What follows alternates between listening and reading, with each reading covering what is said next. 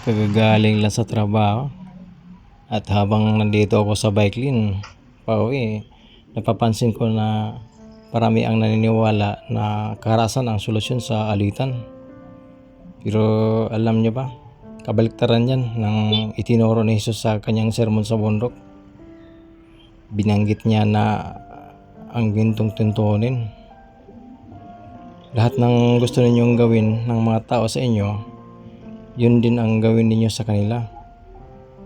Simple lang ang lesson, respeto at kabaitan kahit hindi tayo kasundo ng iba. Dahil wala naman sa ating gustong saktan tayo, di ba? May turo din siya tungkol sa pagsampal sa pisngi. Hindi ibig sabihin nito na nagpapapaapi tayo. Ang point ni Jesus, itama ang maling ideya na okay lang ang gumanti. Sa halip na palalain ang gulo, mas maigi pang manatiling kalmado kapag ginawan tayo ng mali. Sabi pa niya, patuloy na mahalin ang inyong kaaway.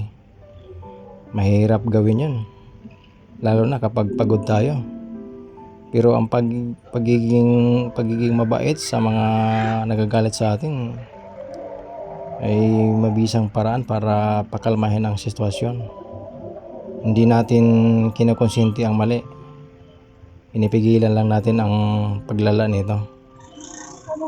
Noong aarestuhin na si Jesus, pinigilan niya ang tagasunod niya. Ang lahat ng gumagamit ng espada ay mamamatay sa espada. Ipinakita niya na hanggang sa huli, kapayapaan at pagpapatawad ang sagot.